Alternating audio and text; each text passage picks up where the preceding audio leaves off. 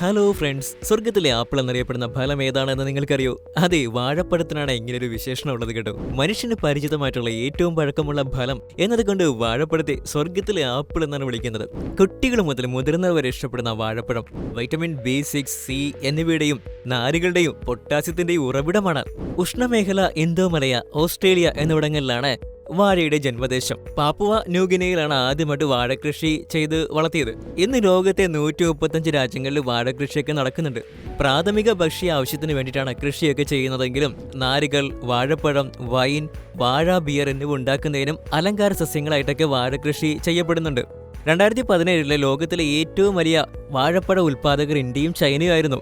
ലോകത്തിലെ മൊത്തം ഉൽപ്പാദനത്തിന്റെ ഏകദേശം 38% ഈ ഇരു രാജ്യങ്ങളുടേത്. അപ്പോൾ ഇന്നത്തെ വീഡിയോയിൽ വ്യാവസായിക അടിസ്ഥാനത്തിൽ വാഴപ്പഴം കൃഷി ചെയ്യുന്നത് എങ്ങനെയാണ് എന്നുള്ള വിശേഷങ്ങളാണ് ഫാക്ടറി TV ഉൾപ്പെടുത്തിയിരിക്കുന്നത്.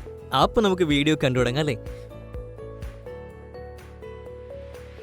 മികച്ച ഗുണനിലവാരമുള്ള വാഴകൾ വളർത്തുന്നതിന് വളരെയധികം വൈദഗ്ധ്യവും അർപ്പണബോധവും ആവശ്യമാണ്. വാഴകൃഷി ചെയ്യുന്നതിനുള്ള ആദ്യഘട്ടത്തില് കൃഷിയുടെ നന്നായിട്ട് ഉഴുതുമറിച്ച് നിലമൊരുക്കുന്നു. അതേസമയം തന്നെ കൃഷിക്ക് ആവശ്യമായിട്ടുള്ള തൈകൾ ടിഷ്യൂ കൾച്ചർ സാങ്കേതികവിദ്യയുടെ സഹായത്തോടെ തയ്യാറാക്കുന്നു. ടിഷ്യൂ കൾച്ചർ സാങ്കേതികവിദ്യയുടെ സഹായത്തോടെ തയ്യാറാക്കുന്ന തൈകൾ മികച്ച രീതിയിൽ പരിപാലിക്കപ്പെട്ട മാതൃസസ്യത്തിൽ നിന്നുമിട്ടാണ് നിർമ്മിക്കുന്നത്. അതുമൂലം ആ തൈകള് മികച്ച ഗുണമേന്മയുള്ളവയും കീടാണുമുക്തവും വളരെ വേഗത്തിൽ ഫലം തരുന്നതും വർഷം മുഴുവൻ കൃഷി ചെയ്യാൻ അനുയോജ്യവും 95 മുതൽ 98% വരെ വിളവ് നൽകുകയും ചെയ്യുന്നവയുമായിരിക്കും.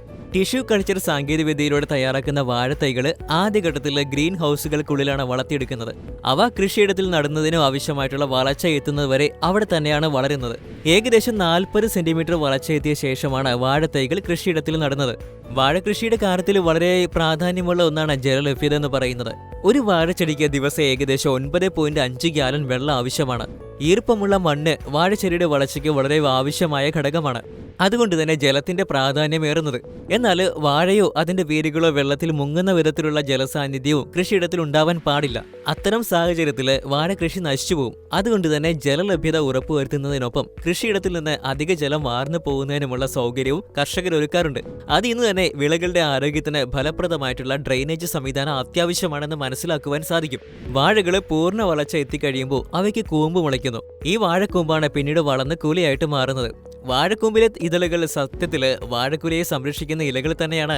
ബ്രഡ്സ് എന്നാണ് ഈ സംരക്ഷണ ഇലകൾ അറിയപ്പെടുന്നത്. വാഴയ്ക്ക് കൂമ്പ് മുളച്ചു കഴിയുന്ന ഘട്ടത്തില് കൂമ്പ് ഒരു പെർമബിൾ ബാഗ് കൊണ്ട് മൂടുന്നു.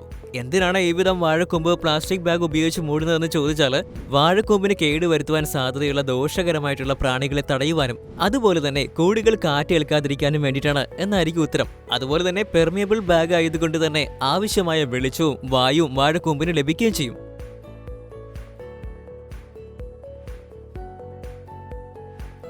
ഒരു വാഴ വിളവെടുപ്പിന് തയ്യാറാക്കുവാൻ കുറഞ്ഞത് 9 മാസം എടുക്കും. കുലകൾ വളർന്നു തുടങ്ങുന്നതോടെ വാഴയ്ക്ക് താങ്ങ് നൽകുന്നതിന്റെ ഭാഗമായിട്ട് അവ പിടിച്ചു കെട്ടി താങ്ങ് നൽകുന്നു. ഇങ്ങനെ ചെയ്യുന്നതിലൂടെ കുലയുടെ ഭാരം മൂലമോ അല്ലെങ്കിൽ ശക്തമായ കാറ്റ് മൂലമോ വാഴ ഒഴിഞ്ഞു വീഴാനുള്ള സാധ്യത ഇല്ലാതാക്കാനാണ് ഇങ്ങനെ ചെയ്യുന്നത്.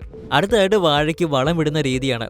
വാഴയുടെ വേര് പടലം ഉപരിതലത്തോട് ചേർന്നിരിക്കുന്നതിനാൽ ആഴത്തിൽ വളമിട്ടാൽ പ്രയോജനം കിട്ടുകയില്ല. അതുകൊണ്ട് തന്നെ വാഴയുടെ ഉപരിതലത്തിൽ വളം ലഭ്യമാകുന്ന തരത്തിലുള്ള വളമിടലാണ് പ്രാധാന്യം നൽകുന്നത്.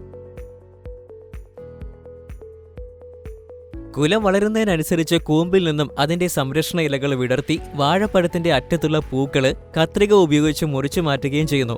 ഈ പ്രക്രിയയെ എർലി ഡിഫ്ലവറിംഗ് എന്ന് വിളിക്കുന്നു. കുല നന്നായിട്ട് വളരുന്നതിന് വേണ്ടിയിട്ടാണ് ഇപ്രകാരം ചെയ്യുന്നത്.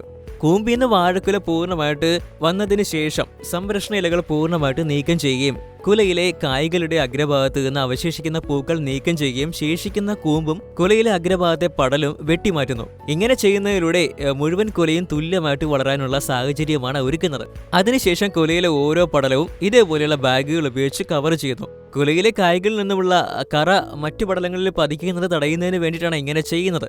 വാഴയ്ക്ക് ഭീഷണിയാകുന്ന കീടങ്ങളെ നിയന്ത്രിക്കാൻ എല്ലാ വിധത്തിലുള്ള മുൻകരുതലുകളും കർഷകർ സ്വീകരിക്കാറുണ്ട്. തോട്ടത്തിലെ തൊഴിലാളികൾ നേരിട്ട് തന്നെയാണ് വാഴകളുടെ ആരോഗ്യസ്ഥിതി നിരീക്ഷിക്കുന്നതും അതുപോലെ തന്നെ ആവശ്യമായ കീടനിയന്ത്രണ രീതികൾ സ്വീകരിക്കുന്നതും. വ്യാവസായികമായിട്ട് വൻതോതിൽ വാഴകൃഷി ചെയ്യുന്ന കമ്പനികളിൽ അവരുടെ സ്വന്തം ആവശ്യങ്ങൾക്ക് വേണ്ടി തൈകൾ തയ്യാറാക്കാനുള്ള ഗവേഷണ കേന്ദ്രങ്ങൾ ഉണ്ടാകാറുണ്ട്. ഈ കേന്ദ്രങ്ങളിൽ പ്രവർത്തിക്കുന്ന ശാസ്ത്രജ്ഞന്മാരുടെ സഹായത്തോടെയാണ് ഗുണമേന്മയുള്ള മാതൃസസ്യത്തെ തെരഞ്ഞെടുത്ത് അതിൽ നിന്ന് ടിഷ്യൂ കൾച്ചർ സാങ്കേതിക വിദ്യയിലൂടെ തൈകൾ നിർമ്മിച്ചെടുക്കുന്നത്. മറ്റൊരു വിധത്തിൽ പറഞ്ഞാൽ വാഴ കൃഷിക്ക് ആവശ്യമായിട്ടുള്ള ആരോഗ്യകരവും സുസ്ഥിരവുമായ പദ്ധതികൾ വികസിപ്പിച്ചെടുക്കുന്നത് ഇത്തരത്തിലുള്ള ഗവേഷണ കേന്ദ്രങ്ങളിലാണ്. കൂമ്പ് വന്നതിന് ശേഷം 3 മാസം കഴിയുമ്പോൾ വാഴകൾ വിളവെടുപ്പിന് തയ്യാറാകുന്നു. വാഴക്കുലകൾ പൂർണ്ണമായിട്ടും പാകമായോ എന്ന് ഉറപ്പുവരുത്താൻ വേണ്ടി ഓരോ വാഴയും സസൂക്ഷ്മം നിരീക്ഷിക്കാറുണ്ട്. വിളവെടുക്കുന്നതിന്റെ ഭാഗമായിട്ട് ആദ്യം വാഴയെ ഓടിച്ച് കുല താഴേക്ക് എത്തിക്കുന്നു. അതിനുശേഷം കുലയിൽ പഴങ്ങളുടെ ഇലയിലേക്ക് സ്പോഞ്ച് ഷീറ്റുകൾ തിരികെ കയറ്റുന്നു. കുലയിലെ പാകമായ പഴങ്ങളിൽ കേടുപാടുകൾ ഉണ്ടാകുന്നത് തടയാൻ ഇത് സഹായിക്കുന്നു. അതിനുശേഷം ഒരു വലിയ വാളിന്റെ സഹായത്തോടെ വാഴയിൽ നിന്ന് കുല മുറിച്ചു മാറ്റി വേർപെടുത്തിയെടുക്കുന്നു. കുല മുറിച്ചെടുത്തതിന് ശേഷം ആ വാഴ വെട്ടിമുറിച്ച് അതിന്റെ ചുവട്ടിൽ വളർന്നു വരുന്ന അടുത്ത വാഴത്തേക്ക് വളരുവാനുള്ള സാഹചര്യം ഒരുക്കുന്നു. വാഴയിൽ നിന്നും വെട്ടിയെടുത്ത കുലകൾ ഏകദേശം 30 മുതൽ 35 കിലോഗ്രാം വരെ ഭാരം ഉണ്ടായിരിക്കും. ഒരു വലിയ തോട്ടത്തിൽ നിന്ന് ഒന്നിച്ച് വിളവെടുക്കുന്ന സാഹചര്യങ്ങളിൽ കേബിൾ കാറുകളാണ് വാഴക്കുലകളെ കൃഷിയിടത്തിൽ നിന്ന് പ്രോസസ്സിംഗ് സ്റ്റേഷനിലേക്ക് എത്തിക്കുന്നതിന് വേണ്ടി ഉപയോഗിക്കുന്നത്. ചില കൃഷിയിടങ്ങളിൽ മൃഗങ്ങളുടെ സഹായത്തോടെയും മറ്റു ചിലയിടങ്ങളിൽ യന്ത്ര സഹായത്തോടെയുമാണ് കേബിൾ കാറുകൾ പ്രവർത്തിക്കുന്നത്. ഇവിടെ ഒരു കഴുത വലിച്ചു കൊണ്ടുപോകുന്ന കേബിൾ കാറിന് ഒരേ സമയം 75 കുലകൾ വരെ കൊണ്ടുപോകാനുള്ള ശേഷിയാണ് ഉള്ളത്. പ്രോസസ്സിംഗ് സ്റ്റേഷനിലെ കുലകൾ എത്തിച്ചതിന് ശേഷം ആദ്യം പടലകൾക്കിടയിൽ അവയ്ക്ക് കേടുപാടുകൾ സംഭവിക്കാതിരിക്കാൻ തിരികെ കയറ്റിയ സ്പോഞ്ച് ഷീറ്റുകൾ നീക്കം ചെയ്യുന്നു. അതിനുശേഷം വാഴക്കുലകൾ ആദ്യമായിട്ട് കഴുകുന്നു. കുലകൾ നന്നായിട്ട് കഴുകി വൃത്തിയാക്കിയ ശേഷം അവ നന്നായിട്ട് പരിശോധിച്ച് അവയുടെ ഗുണമേന്മ ഉറപ്പുവരുത്തി കണക്കെടുപ്പ് നടത്തി കുലകൾ അടുത്ത ഘട്ടത്തിലേക്ക് അയക്കുന്നു. അടുത്ത ഘട്ടത്തിൽ കുലയിൽ നിന്നും വാഴപ്പഴങ്ങൾ വെട്ടിമാറ്റി വാട്ടർ ടാങ്കിലേക്ക് ഇടുന്നു. ഇങ്ങനെ വെട്ടിമാറ്റിയ പടലകൾ അടുത്ത തൊഴിലാളികൾ ടാങ്കിൽ നിന്ന് എടുത്ത ശേഷം പരിശോധിച്ച് 5 മുതൽ 7 വരെ പഴങ്ങളുള്ള ബാച്ചുകളായിട്ട് മുറിക്കുന്നു. അതിനുശേഷം അവയെ വീണ്ടും വാട്ടർ ടാങ്കിൽ നിക്ഷേപിക്കുന്നു. ചെറിയ ഒഴുക്കുള്ള വാട്ടർ ടാങ്കിലൂടെ അടുത്ത ഘട്ടത്തിലേക്ക് വാഴപ്പഴങ്ങൾ ഒഴുകി നീങ്ങുന്നു. ഇങ്ങനെ ചെയ്യുന്നതിലൂടെ മുറിച്ചു മാറ്റുമ്പോൾ പടലകളിൽ നിന്നും പുറത്തേക്ക് വരുന്ന കറ നീക്കം ചെയ്യപ്പെടുകയും ചെയ്യുന്നു.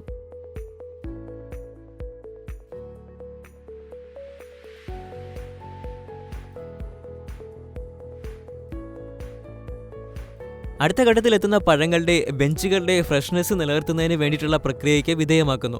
ഇതിനെ സ്റ്റെം ട്രീറ്റ്മെന്റ് എന്നാണ് വിളിക്കുന്നത്. സ്റ്റെം ട്രീറ്റ്മെന്റ് കഴിയുന്നതോടെ വാഴപ്പഴം പെട്ടികളിൽ പാക്ക് ചെയ്യാൻ തയ്യാറാകുന്നു. വാഴപ്പഴങ്ങൾ വൃത്തിയോടെ ബോക്സുകളിൽ നിറച്ച് വിതരണത്തിന് വേണ്ടി തയ്യാറാക്കുന്നതാണ് അവസാന പ്രക്രിയ എന്ന് പറയുന്നത്.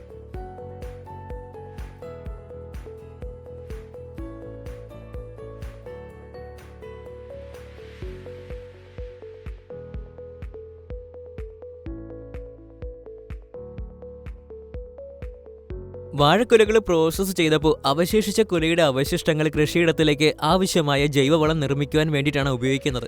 അതുപോലെ തന്നെ കുലയെ സംരക്ഷിക്കാൻ ഉപയോഗിച്ച പ്ലാസ്റ്റിക് ബാഗുകളും റീസൈക്കിൾ ചെയ്യുകയാണ് ചെയ്യുന്നത്. വ്യാവസായികമായിട്ട് വാഴകൃഷി ചെയ്യുന്ന ഫാക്ടറിയിൽ എങ്ങനെയാണ് വാഴകൃഷി ചെയ്യുന്നതെന്നും വാഴക്കുലകൾ എങ്ങനെയാണ് പ്രോസസ്സ് ചെയ്ത് വിപണിയിൽ എത്തിക്കുന്നതെന്നും ഇപ്പോൾ നിങ്ങൾക്ക് മനസ്സിലായിട്ടുണ്ടാകുമെന്ന് പ്രതീക്ഷിക്കുകയാണ്. അപ്പോൾ ഇന്നത്തെ വീഡിയോ നിങ്ങൾക്ക് ഉപകാരപ്രദമായി എന്ന് വിശ്വസിക്കുകയാണ്. വീഡിയോയെക്കുറിച്ചുള്ള നിങ്ങളുടെ അഭിപ്രായങ്ങൾ നിർദ്ദേശങ്ങളൊക്കെ ഞങ്ങൾ തീർച്ചയായിട്ടും ഫാക്ടറി TV ടീമിനെ അറിയിക്കാൻ മറക്കരുത്. ആദ്യമായിട്ടാണ് പിന്നെ ഞങ്ങളുടെ ചാനൽ നിങ്ങൾ കാണുന്നതെങ്കിൽ തീർച്ചയായിട്ടും സബ്സ്ക്രൈബ് ചെയ്യുന്ന കാര്യം മറന്നുപോലും കേട്ടോ. അപ്പോൾ മറ്റൊരു വിജ്ഞാനപ്രദമായ വീഡിയോ ആയിട്ട് വരുന്നവരേക്കും ബൈ.